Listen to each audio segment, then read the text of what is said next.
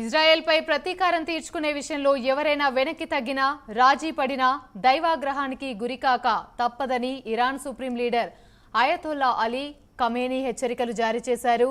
Hamas కీలక నేత ఇస్మాయిల్ హనియా హత్యకు ప్రతీకారం తీర్చుకునేందుకు ఇరాన్ ప్రయత్నాలను ముమ్మరం చేసిందన్న వార్తలు వస్తున్న వేళ ఈ వ్యాఖ్యలు చేయడం గమనార్హం.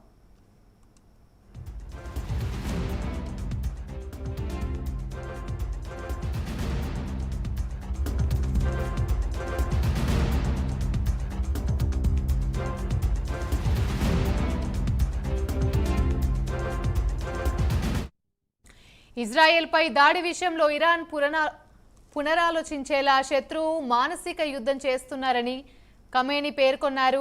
రాజకీయ, సైనిక, ఆర్థిక విషయాల్లో కానీ ఏమాత్రం వెనక్కి తగ్గినా దేవుడి నుంచి శిక్ష తప్పించుకోలేరని పేర్కొన్నారు. నేటి ఆధిపత్య శక్తులకు తలొగ్గే ప్రభుత్వాలు ఒకటి గుర్తుపెట్టుకోవాలి. వాటి సైజు, బలంతో సంబంధం లేకుండా ప్రజాశక్తిని ఆకర్షించి ప్రత్యర్థి అసలైన సామర్థ్యాన్ని ఖచ్చితంగా అంచనా వేస్తే ఆ శక్తులను ధిక్కరించవచ్చు అని ఖమేనీ పేర్కొన్నారు. ఈ విషయాన్ని ఇరానియన్ ఇంటర్నేషనల్ పేర్కొంది.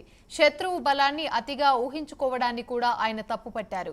1979 నుంచి అమెరికా, బ్రిటన్, ఇజ్రాయెల్ కలిసి ఇరాన్ను దెబ్బతీయాలని ప్రయత్నిస్తున్నాయని ఖమేనీ తెలిపారు. మరోవైపు ఇజ్రాయెల్ మాత్రం టెహ్రాన్ నుంచి ఏదైనా దుందుడుకు చర్యకు పాల్పడితే ఖచ్చితంగా బలమైన ప్రతిస్పందనను చవిచూడాల్సి ఉంటుందని హెచ్చరిస్తోంది.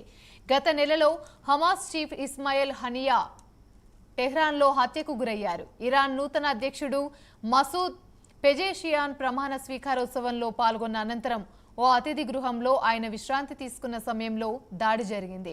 ఈ దాడిలో ఆయనతో పాటు ఒక బాడీగార్డ్ కూడా ప్రాణాలు కోల్పోయారు. ఇక ఇజ్రాయెల్ 2 నెలల క్రితమే పేలుడు పదార్థాలను పెట్టిందన్న కథనాలు వచ్చాయి.